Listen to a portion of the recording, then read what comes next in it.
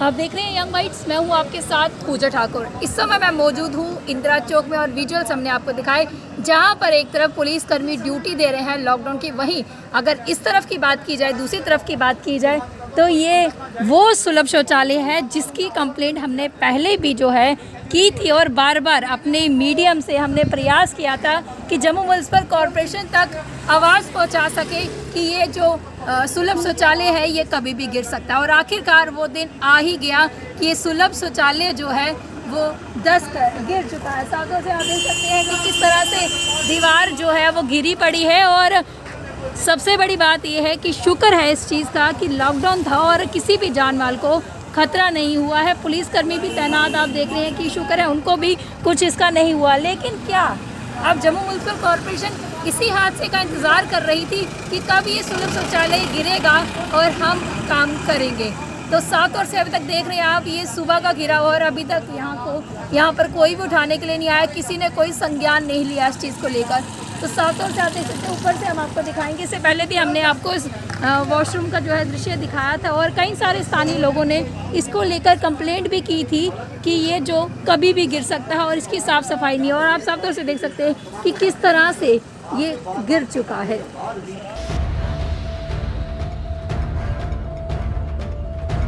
तो जिस तरह से हम जम्मू सिटी की ब्यूटिफिकेशन की बात करते हैं, हर टूरिस्ट इस जगह से गुजरता ही है क्योंकि इसके रास्ता जो है यहाँ से रघुनाथ बाज़ार के लिए भी रास्ता जाता है। तो कहीं ना कहीं जम्मू की ब्यूटिफिकेशन के लिए जो बड़ी बड़ी बातें की जाती है, इसको देखते हुए आप देख ही सकते हैं कि आने वाले टूरिस्ट पे क्या असर पड़ेगा। खैर इस समय तो लॉकडाउन, कर्फ्यू लॉकडाउन है, उसके चलते यहाँ पर आवाजाही कम है, लेकिन फिर भी अगर हम इसी तरह से अनदेखा करते रहे तो आने वाले समय में ऐसे ना जाने कितने सारे सुलभ शौचालय होंगे या कितनी सारी अंडर कंस्ट्रक्टिव बिल्डिंग होगी जो कभी भी दह सकती है। तो आज साफ तौर से आपने देखा कि किस तरह से ये दहसी हुई है। विजुअल्स हम आपको पहले दिखाएंगे। यहाँ पर पैसेंजर शेड भी हो और बड़े बड़े शब्दों में जम्मू म्युनिसिपल कॉरपोरेशन लिखा हो रहा है। जम्मू म्युनिसिपल कॉरपोरेशन द्वारा ही ये सुलभ शौचालय जो है वो बनाया गया था।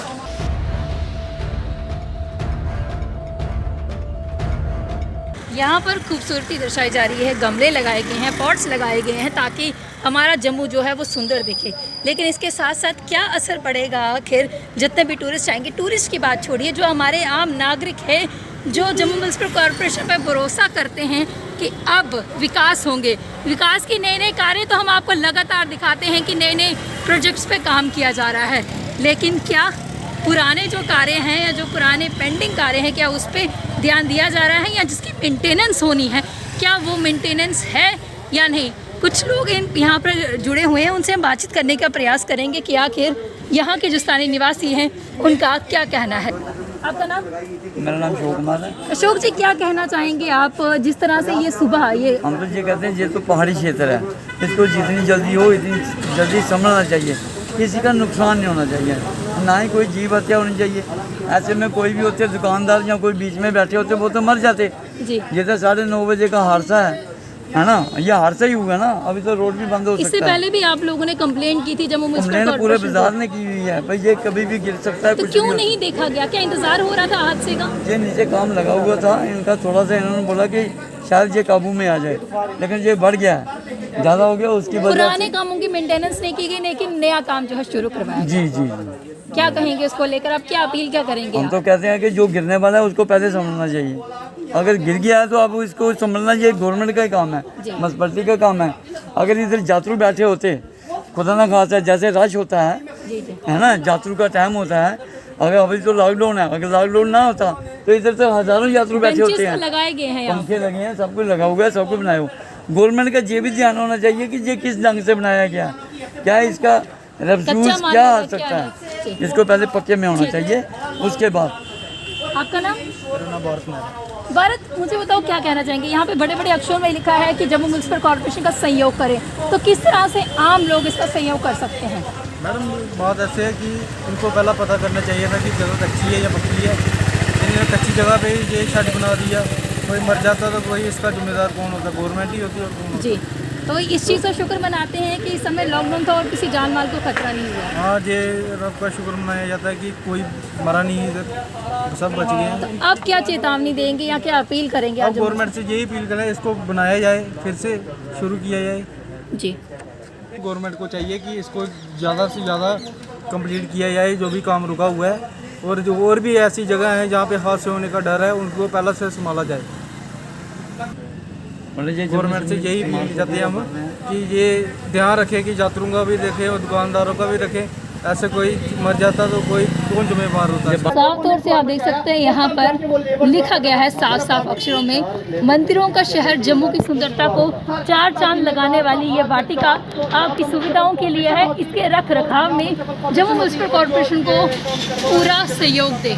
तो किस तरह से सहयोग दे सकते हैं जब मेंटेनेंस ही जम्मू म्युनिसिपल कॉरपोरेशन द्वारा की ही नहीं गई है, तो किस तरह से कोई सहयोग दे सकता है? सहयोग तब मिल सकता है जब म्युनिसिपल कॉरपोरेशन भी उसे मेंटेन रखे और लोगों से भी रिक्वेस्ट करे कि इसे मेंटेन रखे। जब मेंटेन ही नहीं है तो लोग किस तरह से सहयोग दे सकते हैं? बड़े बड़े शब्दों में लिखा तो जाता है, लेकिन बड़े बड़े कार्य क्यों नहीं किए जाते हैं? तो इस समय जम्मू म्युनिसिपल कॉरपोरेशन के health officer doctor Sanjogita Sudan भी हमारे साथ है। यहाँ पर ऑन द स्पॉट यहाँ पे पहुँची है और लोगों से पूछ रही है कि आखिर लोगों की जानकारी से बात करें। क्या बताएंगे? एक्चुअली मैम ऐसा है कि इस पर ऑलरेडी म्युनिसिपल कॉरपोरेशन में कुछ टेंडर वगैरह का ऑलरेडी काम चल रहा है।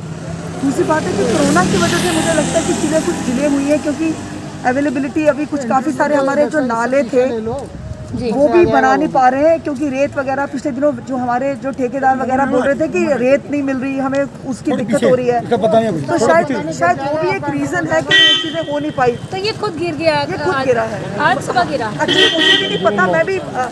मैं और अभी कमिश्नर मैम जो है उन्होंने मुझे कहा था कि जाम्बू लोचन हॉल में हम लोग एक अपना वैक्सीन का कैंप लगा रहे हैं, मोबाइल कैंप। तो हम वो लोकेशन देखने के लिए गए थे कि ताकि मैं अरेंजमेंट करा सकूँ कल के लिए। तो मैं वहाँ से वापस आ रही थी तो मुझे इन्होंने रोक लिया कि मैडम आप बताइए। तो मैंने जब देखा तो मैंने बोला कि चलो आप ही संज्ञान में लाएंगे, जो कंसर्निंग डिपार्टमेंट के संज्ञान में लाएंगे कि ये जो गिरा है इससे जल्द से जल्द जो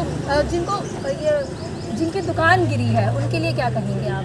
उनके लिए तो एक आज बहुत ही काला दिन है बेचारों के लिए, उनकी रोजी रोटी है।